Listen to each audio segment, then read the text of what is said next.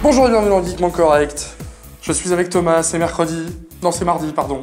Je me trompe. Ça, tu me perturbes. T'es tellement beau, c'est... C'est gentil. Où est Bérangère? Non, on avait dit qu'on n'en parlait pas. Où est Bérangère? Bon, tout de suite, le sommaire. Depardieu au Sofitel, c'est confirmé. Schwarzy et le AK-47, c'est aussi confirmé. Et les films de la semaine par Thomas. Non, il y en a plusieurs. Qu'est-ce que va foutre Depardieu au Sofitel? Enfin, surtout dans un hôtel. Bah, demander une femme de ménage, probablement. Ah, femme de ménage, Sofitel, DSK, forcément. Oui. J'en avais déjà parlé un petit peu d'ailleurs. Hein, Oui, mais t'avais dit que c'était une rumeur. Oui, j'avais dit que c'était une rumeur, qu'il y avait beaucoup de démentis. Mais apparemment, bah non, c'est confirmé, c'est bel et bien confirmé. Depardieu devra donc interpréter ce personnage de Dominique Strauss-Kahn. Alors, pas sous ces noms-là, mais entre guillemets, apparemment, ça serait vraiment très librement inspiré. Voilà, un film, comme d'habitude. C'est toujours comme ça, hein, c'est inspiré de faits réels, mais on n'en dit pas plus. Donc effectivement, Depardieu jouerait le rôle de DSK, il y aurait Isabelle Adjani dans le rôle d'Anne Sinclair. Non, sérieux? Bah ouais, ça peut bien le faire. Hein. Ouais. Il y a un côté physique un peu ressemblant, non? Tu trouves pas? Ouais. Oh, un petit peu quand même, je trouve. Ouais, tout est une question de point de vue. Il y a un film d'Abel Ferrara, donc un Américain qui avait déjà fait Un roi à New York, Bad Lieutenant, des films un petit peu barrés quand même. Hein, Un roi à New York, c'était le film avec Eddie Murphy? Ah non, ça c'était Le Prince à New York. Oui, pardon, non. C'était avec Christopher Walken, si je dis pas de bêtises. Ça me dit rien. C'est un film des années 80. Enfin, c'est des films un petit peu barrés, un petit peu violents, avant tu vois. 80, voilà, bon, c'est assez particulier, donc il essaye visiblement de se remettre en scène avec un film un peu polémique, on peut le dire, on peut pas le cacher, c'est forcément toujours un film un peu... Qui va défrayer la chronique. Sûrement, en tout cas... Ça va être intéressant de voir le traitement médiatique du film, pour le coup. Oui, bah, à mon avis, je pense qu'on va en parler pas mal, hein. Il y a des chances. Je sais pas s'il y a vraiment une audience pour ça, mais moi, perso, ça me tente pas de...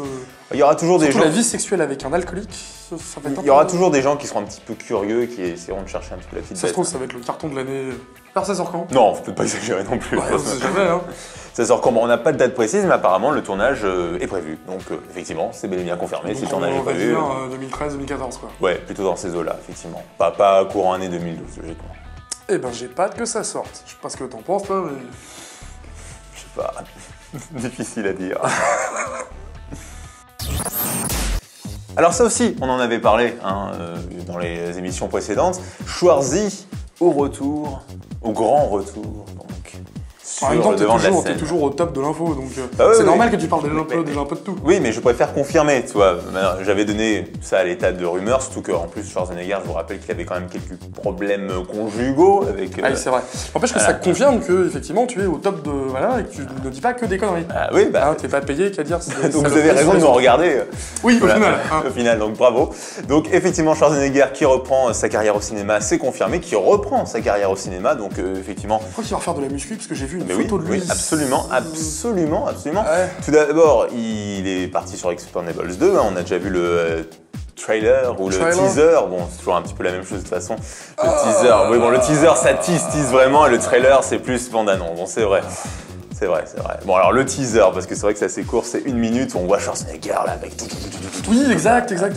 Avec Chuck Norris et tout, ils sont tous, c'est marrant, hein, au premier ils étaient pas tous venus, ils disaient ouais qu'est-ce que c'est que ce truc là.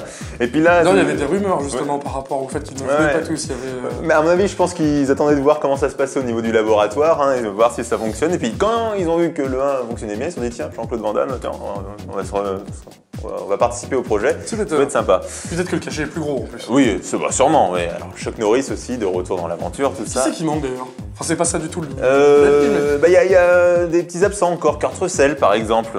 Grosse tête des films d'action aussi dans les années fin 80, début 90 aussi, hein. Bah oui, lui toujours pas. Hein. Il a peut-être pas envie de venir. Je pense que c'est ça, tout simplement. Ça fait longtemps qu'il a pas fait de film Kurt, donc... Si, il manque l'autre là, Aikido là, avec les cheveux longs, Steven Seagal. Oui, c'est vrai, Seagal aussi. Mais je crois que lui, personne ne l'aime dans le métier. Je crois. Ah, je sais pas. Il avait la réputation d'aimer les jolies filles et de les recruter au physique. Ah d'accord, ok. C'est-à-dire que le casting en fait est un peu poussé quoi. Voilà. Ok, d'accord. Je crois que c'était, je sais plus quelle nana. Enfin bref. Donc quel rapport avec la AK-47? La AK-47, tout simplement pour dire qu'il est reparti pour faire des grands films d'action, donc celui-ci, le Expendables 2, et Last Stand, un film qui sortira en 2013 où il va interpréter un shérif, donc là aussi, visiblement, ça va pas être un film très intello. Oui, enfin en même temps, est-ce qu'il a déjà fait des films intello? Non. Je crois pas. Il y a un jour où tu vas nous faire un seul film. Bah oui, il y a plein de fois où je vous ai fait qu'un seul film, là, les dernières semaines, j'ai choisi qu'un seul film. Je suis désolé, c'est des pures allégations visant à me nuire, ça, je suis désolé, je vais demander mon avocat. Bref, donc les films de la semaine, par Thomas. Les films, parce qu'il y en a 3. Effectivement, difficile de les départager parce que c'est 3 films qui sont, pour le coup, totalement différents. Il y a une comédie, un film un peu plus sensible, sentimental, et un film beaucoup plus de l'ordre du thriller. Donc vraiment, il y en a pour tous les goûts. C'est pour ça que je voulais vraiment vous montrer toute la palette de ce qui sort donc pour ce 15 février. Alors, on va commencer par le thriller, Dos au mur, avec... Mark Wahlberg, c'est ça? Absolument pas. D'accord. Sam Worthington. Sam, oui, pardon. Pourquoi je les confonds aussi ces deux-là? Bah, je ne sais pas, parce que tu es aveugle, peut-être, je ne sais pas. Ça, je ne sais pas. Faut que je me rachète des yeux là. Non, il se ressemble pas tellement en plus. Non, Sam Worthington, il avait joué dans Terminator 4, c'était un des personnages principaux. Il avait joué également dans le. Oui, bien sûr, c'est le personnage principal d'Avatar, Jack Sully. Rien à voir. Et non, rien, on est d'accord. C'est pas grave, t'enfonces pas. Et le choc des titans aussi, il avait joué le choc des titans. C'est ça. Voilà. Qui n'a rien à voir. Pas Mark Wahlberg. Toujours pas. Le jour où ils vont être dans le même film, je suis dans la merde. Enfin, quoique non, ça m'arrange. Pour le coup, ça m'arrange. Ils sont tous les deux dedans. Tu te plaindras pas.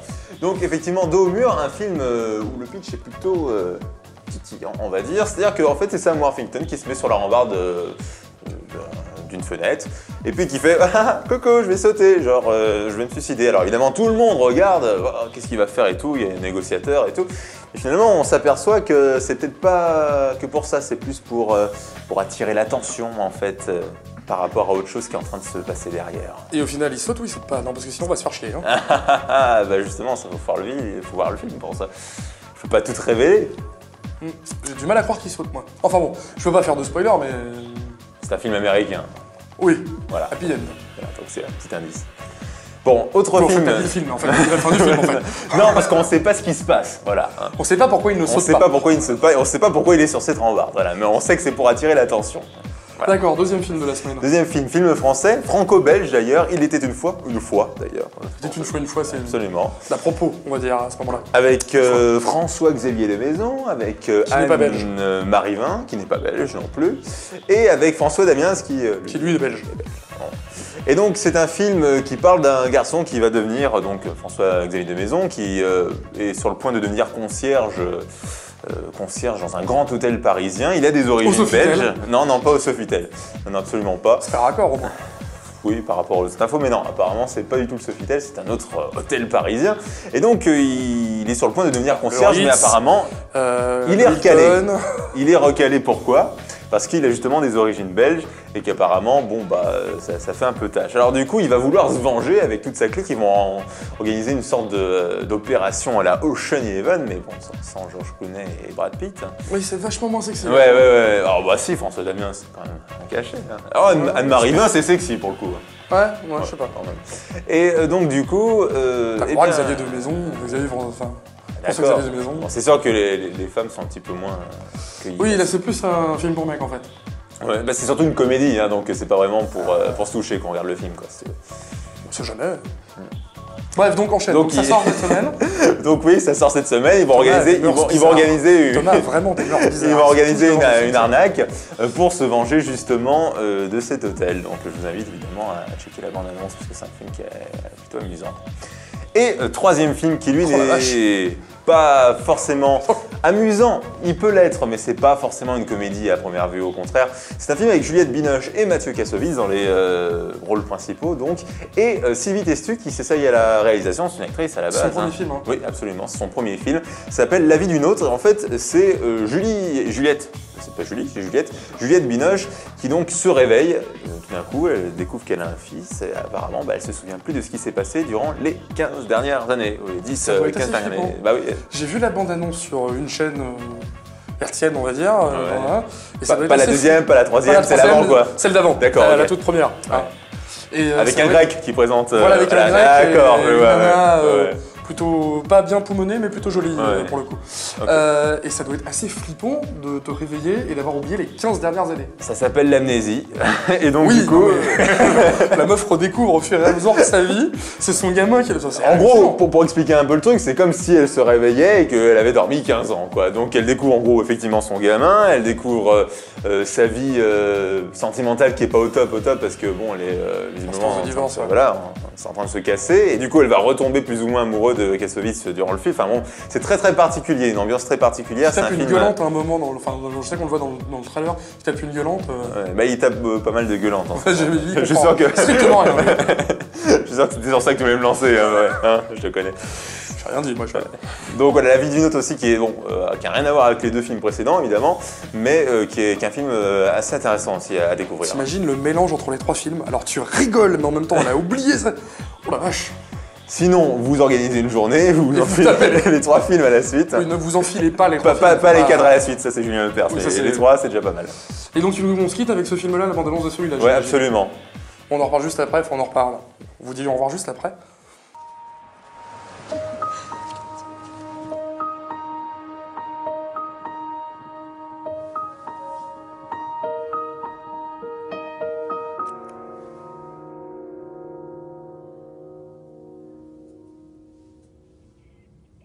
Maman, j'arrive pas à ouvrir le miel.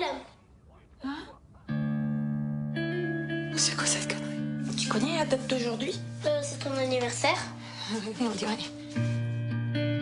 L'année 2011. 2011. J'ai quand même pas dormi 15 ans. C'est moi. Où est ton père? À son atelier. T'as pas du travail? Ah si. Ouais, c'est ça. Et moi je fais quoi? Du bureau comme grand-père. On peut rembobiner? De quoi? La télé? Tu vas arrêter tes conneries? Tu vas arrêter de te foutre de ma gueule? Garde ça en tête pour ton divorce. Qui a demandé le divorce? Mais t'es complètement folle, qu'est-ce qui t'arrive? Ça va pas, Marie? Ça fait 5 ans qu'on se déchire, Marie. Maintenant tu m'aimes? I'm not bitter. Je comprends plus rien. Now you stand here different than before. Comment j'ai pu changer autant? Let me so that I would want some more. I can hear you, I'm crying out and crying. T'es la maman la plus géniale de la Terre. T'as encore rien vu. I can hear you, I'm drowning you out. Drowning. Oui, il me tombe bien celui-là. Ça a l'air sympa, hein. Pour le coup, c'est bien capillotracté comme j'aime. Un côté un petit peu mélo, un petit peu mélo quand même, mais en même temps psychopathe, c'est Oui, ça qui est un peu sympa. psychopathe. Mais tu connais mes goûts, j'aime bien ce genre de film. Et puis bon, Juliette Binoche est toujours plutôt sympathique à regarder. Oui, j'aime bien. Moi, je la trouve super jolie. Ouais, Enfin, très ça, on élégante. avoue perso, mais je... Très élégante, ouais. Tout à fait. Bah, allez, n'hésitez pas à aller voir ces trois films. Les En tout trois. cas, voilà. Et puis... Vous enchaînez les trois à la oui, suite. le même jour. Pas les Ouais. quatre à la suite. Non, ça, ça c'est Julien Lepers. Ouais, non, Faut pas se les tromper. Trois, les trois. Tu te rends compte qu'on est en train de relancer l'industrie du cinéma grâce à Guillaume Correct. Je reçois des bifetons pour ça, tu sais. Hein, genre, Des faux des que je pots te de vin, paye, tout hein, ça. c'est pour ça. Hein. il Et a trouvé ben, l'argent donc, où il est. c'est vrai. Pas chez moi. Enfin, toi, je te le paye pas. En même temps, quand je te demande de faire un film, hein, tu m'en fais 3. Donc, Justement, je suis super productif, il me paye pas. Cherchez l'erreur. moi, je vous dis à demain et puis à mardi avec Thomas. Hein? Ouais, pourquoi pas. Ou pas. Enfin, si, quand même, je vais te garder. Peut-être avec Bérangère d'ailleurs. Ou pas. Ou peut-être.